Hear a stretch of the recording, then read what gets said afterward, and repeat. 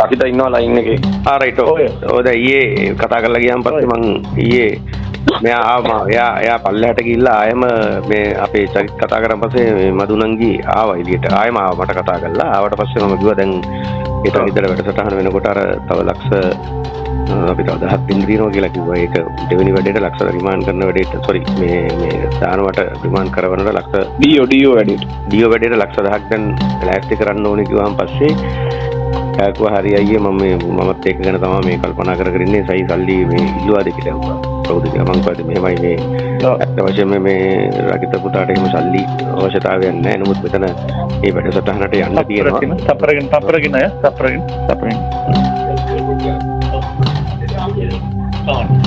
Hello. ඔව් ඊට පස්සේ මම කිව්වා මේ කට්ටිය මේ මෙතන ගිය පාරක්ලා මේ 10ක් ගත්තේ ලක්ෂ 10ක් ගත්තේ මේ ඒවට අදාළ තැන් වලටයි මේකයි මෙහෙම කතා කරගෙන ඉතියා කිව්වා මෙන්න මෙහෙම කතාවක් කියා කිව්වා. මේ ඊට පස්සේ මම කිව්වා මම ඔක වැඩි කතා කරන්න එක මම කිව්වා මේ මම හිතන විදියට අයියේ අර මේ ජීවන අරබ ගෙවනේවා හරි කියලා කිව්වා. නිකන් මේක කිය මම ඇත්ත කියන්න එපා. ඒ කියන්නේ අපේ ඩීओ එක ක්ලියර් කරන්න අර හෙට මෙහෙට හතර වටේට ඔය ඉන්නේ සමන්වේග නායකලට ඔය අර අපේ තියෙන සෙක්‍රටරියට එහෙම තියෙන කට්ටියට ඒ වෙනදා තාම පොලිසියට නම් දීලා නැහැ. එදා මම කියවන සල්ලි භාගයයි දීලා තියෙන්නේ. මේ භාගයක් අදාළතනට දීලා තියෙනවා. නමුත් ඒ පුද්ගලයා එනකන් ඉන්නේ. ඒ පුද්ගලයා අනිවාර්යයෙන්ම ජූන් වල 25 මේ කට්ටිය අපේ කට්ටිය පත් කරගන්නවා. ඒක 150 ෂුවර්. හරිද? ඒ වුණාට ඒකයි ඒක ප්‍රශ්නයක් නැහැ. මට ඒක මම පොරොන්දු වුණානේ. ඒක අදාළනේ කට්ටිය සල්ලි ඒ කට්ටිය බෙදාගත්තත් මට කර මං කොයි කට්ටිය සල්ලි බෙදා ගන්න ඕන කට්ටිය නෙවෙයි. ඒ කට්ටිය මේ ඇත්ත වශයෙන්ම ඒ යන මිලට අපි අගයක් දෙන්න ඕනේ. ඒක හරි. අපි යාට දුන්නා මෙයාට දුන්නේ නැහැ කියලා කිව්වා. දැන් උනත් ඔයා බලන්න කිව්වා. දැන් උනත් අපි පොතන ඉන්න කට්ටිය සෙට් කරගන්න 100 150 ලක්ෂ 10 2 3 ගන්න නැහැ කෝ. ආගේ මල්ලිගේ දෙන 9 මේකට ගන්නව නම් පටන් ගන්න නිකන් පියනුනත් ලක්ෂ 10න් පටන් ගන්න කිව්වා. ඔය කෙනෙක් උනත් ලක්ෂ 25 30 පටන් ගන්න කිව්වා. කියලා ගෑණිය බැලන්ස් කරලා තියෙන්නේ. දැන් වැඩසටහන ඉක්මනට ක්‍රියාත්මක කරලා මේ ඉතුරු 10 ගත්තනම් හරි කක් ගාලා. දැන් මම වාට මේකේ මතක තියාගන්නකො දැන් ඔය අපි දේශබන්දු මහත්තයාට ලක්ෂ අපි එතන 500ක් දුන්නානේ. හරිද? 500ක් දුන්නාට පස්සේ ඒ දුන්න එක කවුද දන්නේ එච්චරයි. කවුරුද දන්නවද? ඔයාගේ පැත්තෙන් හරි කවුරුද දන්නවද? එකම පුද්ගලෙක් දන්න. ඒ කමන්නේ යදනවා. ගමන් නැද්ද ඒක? කවුරුත් දන්නේ නැහනේ. එච්චරයි. නෑ. දැන් මෙයා කියන දැන් පොලිස්පතිතුමා ඇවිල්ලා තියෙනවා. දැන් චරිත්ගේ යාළුවානේ පොලිස්පතිතුමා.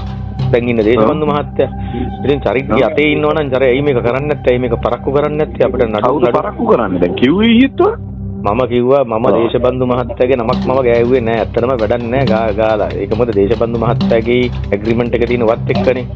තේරෙනවද? මම කිව්වා නම් ගියේ ඔයා මරන්න නැතුව ජීවත් වෙන්නේ අද වුණත් දේශබන්දු මහත්තයාගේ. ඒක දේශබන්දු මහත්තයාට ඔකට සල්ලි දුන්නේ ආ මරන්න නැතුව ඉන්න කියලා. කියලා මං කිව්වා මම දන්නේ නෑ. ඔයා ඉස්සලාම කතා අපිව කියන්න ඕනේ නෑ නේද? එයාට කියන්න ඕනේ නෑ සල්ලි දුන්නේ ඒක තමයි මහත්තයාට කිව්වේ. දැන් ඒ එක්කෙනෙක් දන්නවා කියන්නේ රකිත විතරක් දන්නේ. රකිත විතරක් දන්නේ. නෑ. රකිත විතර නම් වෙන පිට මිනිස්සු දන්නවද වාගේ කවුරු හරි? පොලිසිය මිනිස්සු කවුරුත් දන්නේ නෑ. ඒ වෙලාවේ එතන හිටපු තව අනිත් පුද්ගලයා එච්චරයි. එයාගේ කටින් හරි මෙහෙම ගිහිල්ලා තියෙනවද ඔයා සල්ලි දුන්නේ යාට කියලා? නෑ. ඒගොල්ලෝ කවදාවත් පුද්ගලයන් පුද්ගලයන්ව අඳුරන්නේ නෑ. දන්නේ නෑ. කවදාවත් කතා කරන්නේ. ඒක දේශබන්දු මහත්තයා කතා කරා. ඔව් දේශබන්දු මහත්තයාගේ එක්කෙනෙක්ද? එහෙම නැත්නම් ඔයාගේ හිතවතෙක්ද? දෙන්නගෙම හිතවතෙක්. අරනද?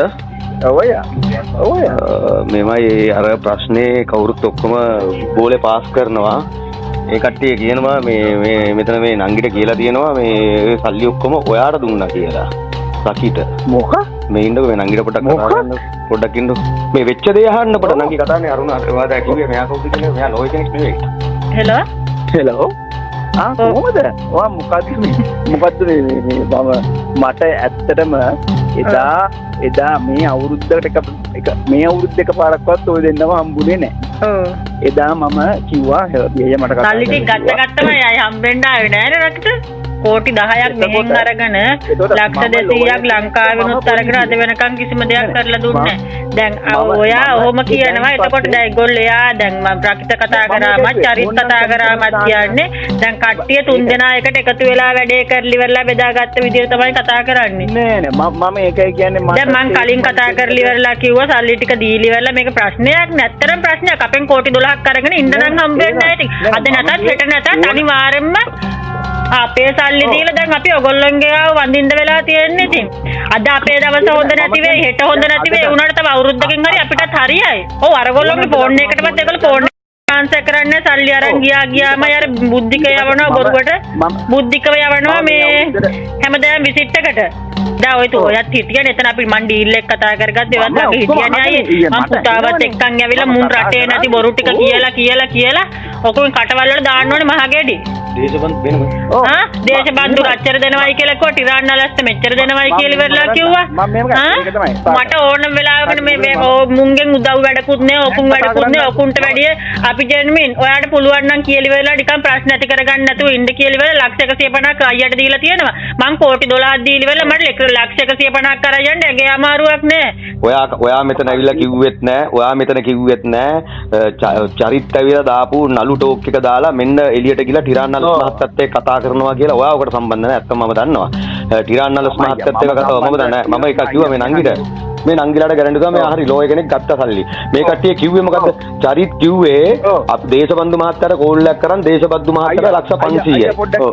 මං අයියට ආයි කෝල් බෑක් කරන්න. නෑ ඉන්නකෝ දැන් ලෝයස්ලරා මෙයා දාපු දර්ශනය ටිරාන්නලස් මහත්තයයි එයාගේ අතේ වගේ කතා කරේ. මුංග මරනවා නරලා මං ඔයා බේරලා දෙනවා කියලා කිව්වා. ඔව් මම මේගොල්ලන්ට කතා කරලා ඊට කෝල් බෑක් කරන්න. ඔය කට්ටිය මෙහෙමයි පොඩ්ඩක් කතා බහ කරලා මේ ප්‍රශ්න ඉවර කරගන්න. හරි ප්‍රශ්නේ මොකද